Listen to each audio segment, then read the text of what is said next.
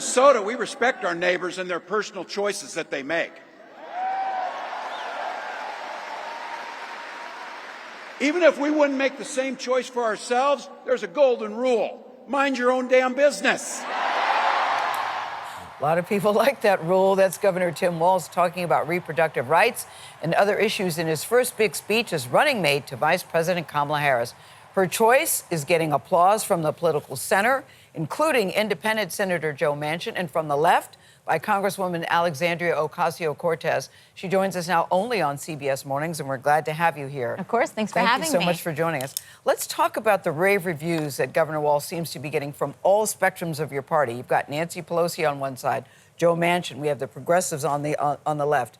What does this mean? What does this say? It's been a long time since we've seen this kind of reaction. Yeah, well, I think first and foremost, it says that Governor Walz is a uniter, that Vice President Harris is picking a uniter for not just the Democratic Party, but for the entire United States. And that this selection of a ticket between Vice President Harris and Governor Walz is that we are seeing every American. Rural America, suburban America, urban America, regardless of identity, that we want to see your interests and we want to make sure that the things that are most important to you, putting food on the table, lowering rent and mortgages, that we see the needs of everyday Americans and we're going to fight and see them in Washington. But already the Republicans are saying, you've heard this, he's a screaming liberal, progressive. You know, people hear the word Congresswoman progressive and it's like, it's very scary to a lot of people.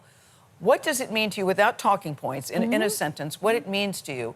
And do you think your support helps or hurts the ticket at this particular time? It's certainly in the middle of the country. Yeah, well, I think progressive means the following. Most Americans believe that money in politics has an outsized role in what happens in government.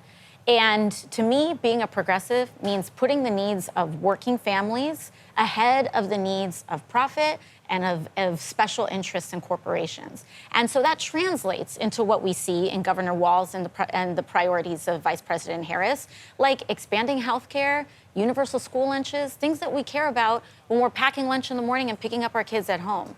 And so to me, that is what progressive means, is putting the needs of everyday people ahead of the needs of special interests in Washington. So let me ask you about the other candidates that were potentially in the running to be her choice for vice president, including Governor Josh Shapiro. There are some who are suggesting that the reason why the vice president didn't pick Governor Shapiro is because of anti-Semitism. And I did see Chuck Schumer clap back at one Republican or person who's on the right, suggesting that Democrats are anti-Semitic. And Chuck Schumer, obviously, at the very top of power in the Democratic Party as far as the Senate is concerned. Yeah, I mean, we have Chuck Schumer, who is an incredible leader in the United States Senate. Vice President Harris is married to Doug Emhoff, who has been a profoundly wonderful figure, who is also Jewish. I think it has nothing to do with that.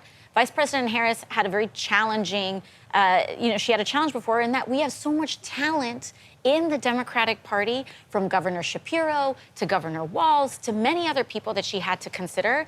I think that Governor Walz has many different assets that he brings to the table, and I trust her decision in making one that is best for not just the Democratic Party, but again, the entire country. There is no mention of the war in Israel and Gaza right now. Do you think that was deliberate? Do you think that that should have been mentioned or come up in some way? Well, I think that this is certainly an issue that's important to many Americans. They're going to want to ensure that we continue our efforts towards a ceasefire in the region.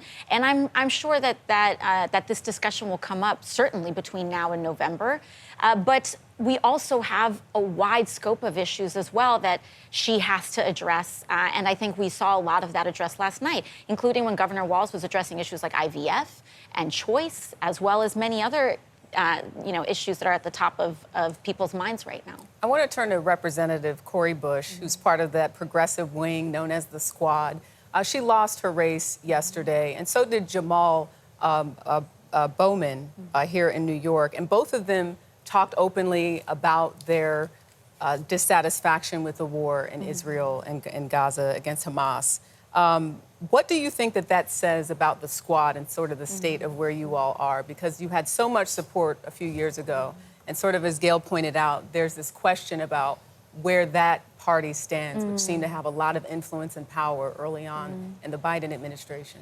Well, first, I just want to speak to how courageously Representatives Bowman and Bush have served in Congress. And they spoke courageously on issues that are often very difficult to talk about in mainstream politics. Right. And I think that is one of the reasons why they have earned so much support, because they're willing to put their careers on the line to advocate for the issues that they think and viewpoints that they think are right. What I do think it means is that there is an enormous amount of influence of big money in politics. Cori Bush's race was the second most expensive primary in American history. Jamal Bowman's race was the most expensive primary in American history. And all of that money was spent against them by a big money system of super PACs and difficult to trace political contributions. That, to me, speaks to the corrupting role of our current campaign finance system and the fact that it is very hard to be a working class American that gets elected to office and stay in office. And to me, I think that those defeats speak to the more urgent need for us to continue to advocate on these issues. And I do continue to believe that they represent many of the views of many Americans as well. Congresswoman, I want to really quickly ask you about this Truth Social post from the former president of the United States, Donald Trump. And in it, he suggests that this is unconstitutional, what's happening with the vice president. He uses derogatory language to name the vice president and the former president, Barack Obama. Do voters in the Democratic Party who are not following the mainstream media or who are not on Truth Social or attending or watching former President Trump's rally understand this is the kind of language that is circulating on Truth Social, for example? You know, first of all, there aren't a lot of Americans on Truth Social, to your point. And so I do believe that when the president deploys, or when the former President Trump deploys his most extreme rhetoric, he is doing it in very contained spaces to a very defined audience that is almost primed for some of this most extreme rhetoric. And when he's deploying this kind of extremist rhetoric, he's not doing it in broad channels that most Americans can see. He's doing it on Truth Social. He's doing it in these smaller rallies where I think some of the most rabid and extremist elements that we see really get riled up. And so I don't think a lot of people are aware of the extent to which, whether it's his rhetoric in which he's using derogatory terms about Vice President Harris, to the finer policy details of Project 2025, where he's talking about eliminating, and the Republican Party is talking about eliminating the Department of Education on a federal level, which is what allows us to be able to try to even the playing field for kids in rural communities and urban communities alike. Thank you, Congresswoman. Appreciate you Thank being you. here as always. Appreciate it. Thank you very much. We'll be right back, folks.